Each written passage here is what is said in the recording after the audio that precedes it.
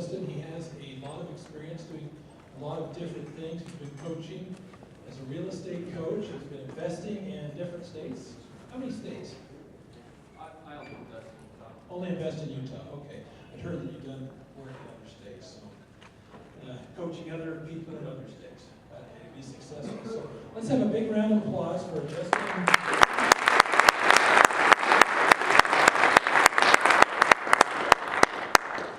You know, the brain's a wonderful thing. I was watching something on Discovery Channel the other night, and from the time you're born, it never stops working until you stand up and give a speech.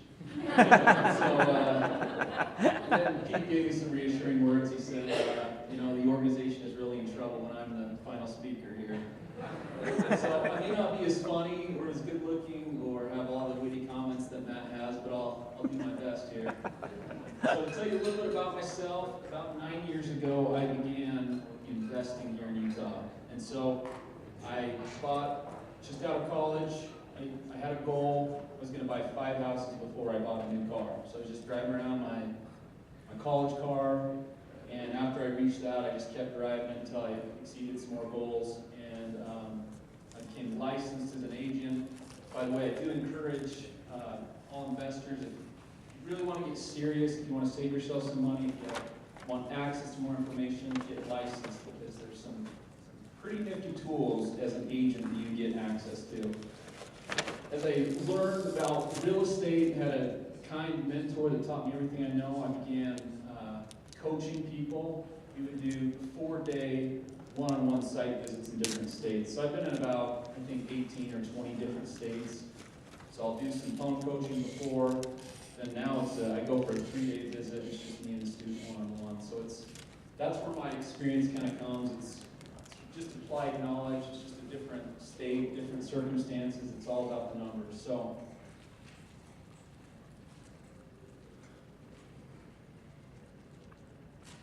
okay, so how many of you got everything that you wanted out of 2011? How many of you reached your goals? By the raise of hands. You got 1, 2? Oh, one more, Luke. Okay. So everybody else did not reach their goal, meaning they set a goal at the beginning of the year, at the end of the year they reviewed it. Okay. So this is what I think, maybe it's a little harsh, but I think everybody that didn't raise their hand, they're all kind of full of crap. And the reason I say that is because you got exactly what you wanted. You did exactly what you wanted, and that's what you got. So the reason I say that is because you are what you think about. We're a product. So during the day, if you waste your time on Facebook or ESPN or KSL or checking your email, those are some of my vices.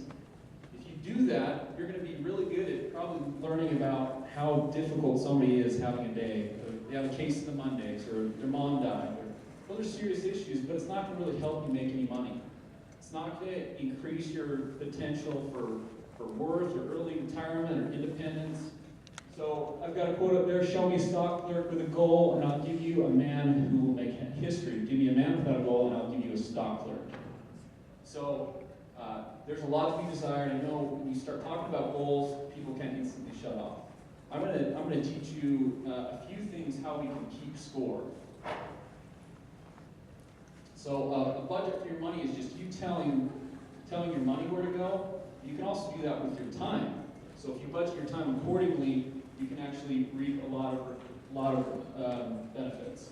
So when I meet with a potential client, there's a couple of things I try to assess. One of which is, what are your strengths or weaknesses? If you don't work with somebody that holds you accountable, you can do this to yourself.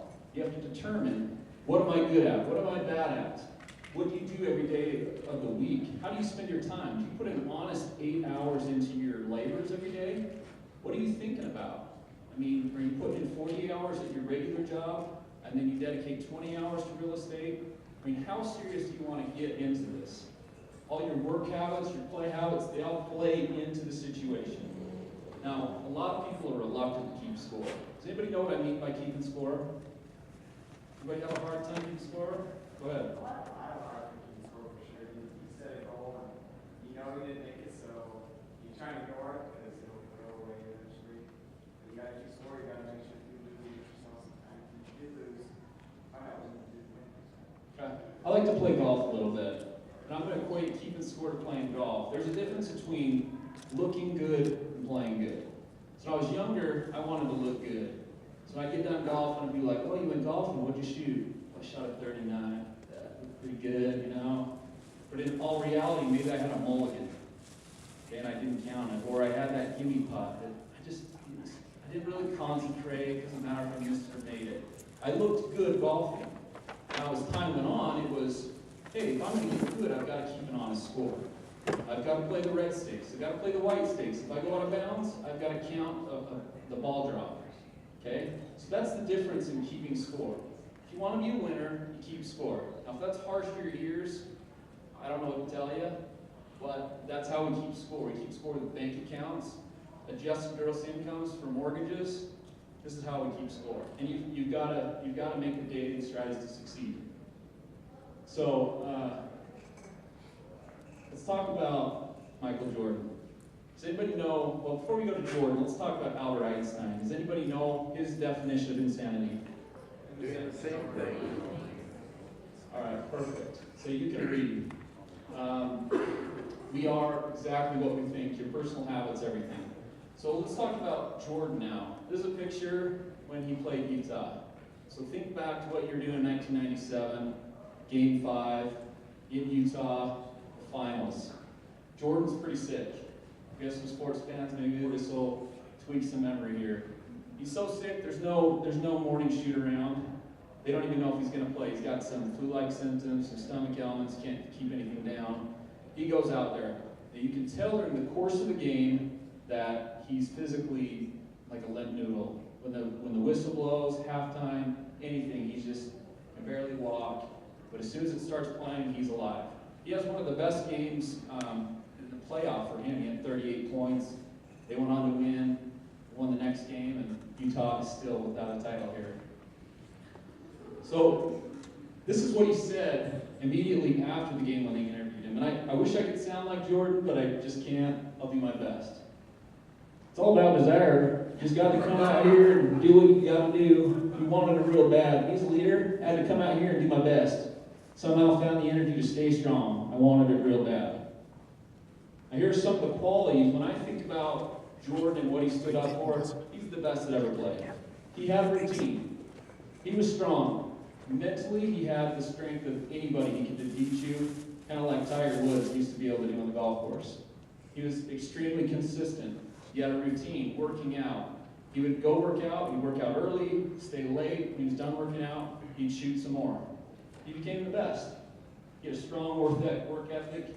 He kept score, and he had the rules, okay? He kept those rules. Okay? So I'm going to teach you something that somebody once taught me, a version of this, and I've kind of tweaked it a little bit. It's called the Rule of 56. And this is how each one of you can keep score in your life. Matt. I was at a jazz game with Justin. Everyone needs to write this down. Want the microphone No. on? Okay, so this is kind of a general question. I find that most investors have this goal. Who wants to make 6 figures in real estate this year? You still have time. There's only 9 months left, right, in the year. Who wants to make more than 6 figures? Okay, and if you've already made 6 figures, props to you. You can still make this work. Okay? I'm really having a problem with this clicker. So everybody write down 25/25/4/2. This is how you're going to keep score. You're going to make 25 direct selling calls every week. You're going to send out 25 direct mail pieces. You're going to write 4 offers on properties every week. And you're going to have 2 networking opportunities. Okay? To some of you, this is a lot. To some of you, you might be able to do this every single day. This is a good barometer for you achieving success, reaching your goals. I promise you that if you do this every week and you keep your score in a spreadsheet, you'll make money. You'll have more money in your bank account than you ever thought you would. You'll have more properties, you'll have more appreciation. The air will smell better. Your wife will be kinder to you. My wife's here. So So when we talk about this, these are direct selling opportunities. So it's follow-up, it's getting in with the lead, it's generating phone calls, it's whatever it takes to get calls and to make calls. Okay? Direct mail pieces. Does anybody mail direct right now? So less than 10. How come more people aren't doing that? Okay? 4 offers. Does anybody have a problem writing an offer? Don't be shy. Anybody never written an offer? Get with somebody that can help you write an offer. Whether that's an agent, you need to read the contract, get familiar with it. Okay? Now let's talk about 2 networking opportunities. I would say almost half the deals I've ever done have come directly through networking. Going to lunch with a friend. They're like, hey, what are you doing? Well, I just did this rehab. Let's go see it. It happened to me. We went and looked at the house and he bought it. And it was the best lunch I've ever had. So networking is extremely important. Now this is what I kind of break it up. One of them should be a networking event, like a real estate investment club. Now this is the best one I've ever been to, but there's at least 3 more that meet in this general vicinity. You can go to those, you can network. Okay? The other one is you need to have a one-on-one networking appointment per week. Whether that's a lunch, whether it's a face-to-face between a desk in an office, you need to get to know somebody. You need to figure out how you can help them. Okay? What this does is it creates accountability. Keep the score. I don't care who you're accountable with, whether it's a spouse, partner, a business partner, your grandma, as long as they know what you're doing and they're asking you to help keep score. You've got to be consistent. If you're consistent at this, you will make money. That's the law. That's how it works. It's going to create good habits, you're going to be goal-oriented, and those are going to translate to dollars. Okay? Now, let's be clear about this. This is pretty simple. When you're sending out a marketing piece, what is the point of the marketing piece? Get a call. It's that simple. If you've gotten a call, it's done its job. If you're not receiving the rate of return that you want as far as a call rate, tweak it. Change your marketing piece.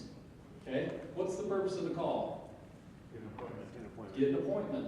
It's no more complex than that. You're not trying to sell them. You're not trying to close them over the phone. Get the appointment. You can't close them unless you're in person, right? Unless maybe you're a little bit sophisticated. But I'm going to tell you right now, get in front of the person. What's the point of the appointment? Sale. Buy a house. Not hearing you yet. Report. Make a deal. Okay, a little simpler. You got to get them to sign on the line that's dotted. You got to close. You've got to close. Always be closing. Bring your coffee. Okay, it's that simple. If you're getting them to the appointment, you really need to be closing like 90%. If you're having any issues through any of those categories, you know what you're weak at. Get some help. I'm more than happy to close your appointments. Let's go to my office. We'll close them. Okay, now when we talk about marketing, there's a lot of ways, a lot of different things you can market to. I've listed a few on the plus column. There's a lot of things you can do. Code enforcement, for rents, pre-foreclosure, you can work the short sale market, FSBOs, work with bankruptcy attorneys, tax liens. I mean, there's a million things that you can market to. So if you're not marketing, I mean, who here wants to wholesale? Okay? Who doesn't have the reason they want to wholesale is because they don't have money or credit? There's no shame in that. If you market, you're going to have opportunities to wholesale. Okay? Searching the MLS is not marketing. It's okay, but it's not sustainable. You've got competition, right? It's easier to win in activities where there's no competition. Is it easier, or is it easier when I have no competition? When I'm the only participant, I watch that. I'm telling you, if you market, you literally have no competition once you close them, right? You control the deal. You know, when I was in school, I took some marketing classes because I had to for the business degree, and I thought marketing was the easiest one out there. I was like, man, this is common sense. I don't have to read the book. I can get an A on the test. It doesn't even matter. Now I've learned that the marketer is probably one of the highest paid business professionals, the really good ones. So start thinking about marketing, maybe hiring somebody to develop your marketing piece. Discover your talents. You can be creative. Sometimes ugly gets calls. That's a good thing. Sometimes the prettiest piece won't get you anything. Okay, so you got to differentiate yourself. It's a tough market. If you guys want to keep making offers on the MLS properties, by all means do it. You can buy. But it's not the only game in town. And you're going to be limited. You're going to write a whole lot of more offers than if you just send out mailing pieces. Okay?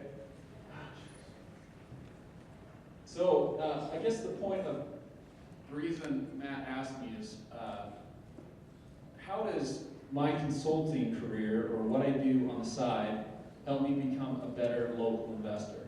And these are the things that I think. You are what you eat. If you eat fast food, you're probably going to gain a little bit of weight if you eat it all the time, right? If you have a steady diet of real estate, if you're looking at properties every day, if you're researching, if you're sending out marketing pieces, you're going to become pretty lean in real estate. You're going to become strong. You're going to know when the deal is there. Okay, so you are what you eat. If you're not sure about what you're doing, learn some things and try to teach it to somebody else. Other questions are going to arise in your mind, and you're going to get a lot more sophisticated with the real estate aspect. Okay, you got to practice what you preach. I don't like hypocrites. So when I consult somebody and I set up these same objectives for them, the 25, 25, 4, and 2, I've got to do it myself. I have to do it. So what it does for me is it makes me accountable to my student, whether they know it or not. So those are the real things that I see. And, it's a giver's gain. If you want to really be successful, help other people get there. Once you're there, reach back and give somebody a hand. Help them out where they're weak. Bring them along. There's going to be plenty of opportunities for you to make money. If you don't have a personal board of directors, get one. Does anybody have a mentor here? Whether you know it or not, whether you've met him or not, you should have a mentor. Maybe it's an author of a book. I started reading Rich Dad, Poor Dad. Awesome books. Awesome stuff. So you need to get people in your corner. Maybe it costs taking them to a jazz game, taking them to Fleming's. You're going to gain a lot more knowledge than the money you're going to spend at that jazz game. You bought. No, Matt really bought. So now I told you I consult, and I just do a couple a month. So I'm really only out of town 3 days a month doing this because I invest locally, hold properties, I manage some properties, do some flips. That's what I enjoy doing, okay? So my last client, I just wrapped up with him this week. This is what he said. We kind of went over our exit stuff, and he said, part of his reluctance was he wasn't doing the marketing. And I'd already played the disappointed father, okay? I played the upset consultant. I said, what are you paying me for if you're not going to do what I say? These things are here to keep you from having the ebbs and the tides in your market. Because I know what I do today, I'm probably going to get paid for it about 120 days. So I know that if I have a slow March, it's probably November that I kind of slacked off. So that's the same with your marketing. You need time for this to work. So he said, he'll never have the time to get the business he envisioned if he doesn't follow and keep score. Okay? And if he does everything that he can, he'll overcome those self-imposed obstacles. That's what I'm telling you. If you want to overcome some of those obstacles, the rule of 56 will do it. So, is there any questions anybody has for me? All right, cool. Yeah, thanks for your time.